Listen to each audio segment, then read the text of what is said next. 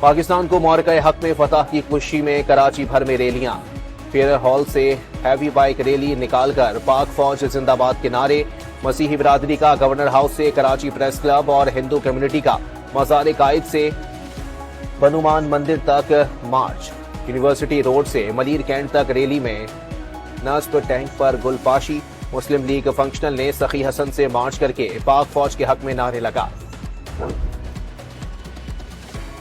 Cricket hero شاہد آفریدی کا control line پر وادی لیپا کا دورہ، یادگار شہداء پر حاضری دے کر پھولوں کی چادر چڑھائی۔ کشمیر کے لوگ پیار محبت اور امن والے ہیں، بھارتی جارحیت میں پاک فوج کے ساتھ کھڑے رہے۔ شاہد آفریدی کا عالمی برادری سے مقبوضہ کشمیر میں مظالم بند کروانے کا مطالبہ۔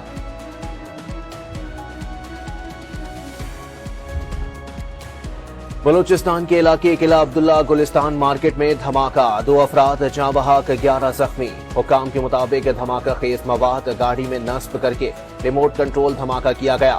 پولیس اور قانون نافذ کرنے والے اداروں کے اہلکاروں نے علاقے کو گھیرے میں لے لیا۔ دہشت گردی قومی سلامتی کی جنگ ہے، دہشت گردوں کو کسی صورت معاف نہیں کیا جائے گا۔ وزیر اعلیٰ سرفراز بھگتی کا دھماکے پر اظہار مذمت۔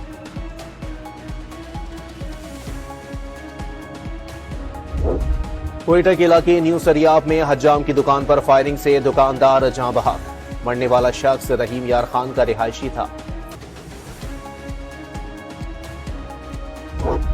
کراچی کے علاقے سرجانی ٹاؤن میں خستہ حال مکان کی چھت گرنے سے بچی جاں بحق، ماں باپ اور بہن بھائیوں سمیت 8 افراد زخمی۔ کراچی کے علاقے اورنگی ٹاؤن میں شوہر کے خلاف بیوی کے قتل کا مقدمہ درج، شوہر نے گھریلو تنازع پر بیوٹی پارلر چلانے والی بیوی کو قتل کر کے لاش کو آگ لگائی۔ خاتون نے 1 ہفتہ قبل شاہمیر سے دوسری شادی کی تھی، پولیس کا دعویٰ۔ رحیم یار خان کی نہر میں ڈوبنے والی بچی کی تلاش آج دوسرے روز بھی جاری۔ قسطوں پر لیے گئے سامان کے بقایا جات نہ دینے پر دکاندار نے مبینہ طور پر ماں بیٹی کو نہر میں پھینک دیا تھا۔ کنڈ کوٹ میں نامعلوم ملزمان نے محکمہ ہائی وے کے سب انجینئر کو کاروکاری کے الزام میں قتل کر دیا۔ رحیم یار خان میں پولیس سے مقابلے کے بعد ملزم زخمی حالت میں گرفتار۔ ساہیوال سے 3 روز قبل اغوا ہونے والا لڑکا بازیاب، 2 اغوا کار گرفتار۔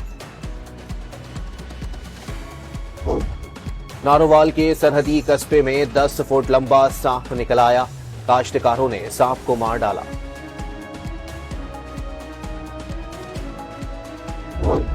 پٹیاری میں ٹنڈو آدم لنک روڈ پر ٹائر پھٹنے سے منی ٹرک الٹ گیا، 3 افراد جاں بحق۔ ملتان میں بس کی ٹکر سے موٹر سائیکل پر سوار بچہ جاں بحق، 1 شخص زخمی۔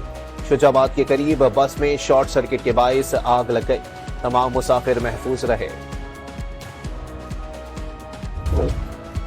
کراچی میں مرغی کے گوشت کی قیمت آسمان سے باتیں کرنے لگی، 850 روپے فی کلو فروخت ہونے لگا، دکانداروں کا مال مہنگا ہونے کا دعویٰ۔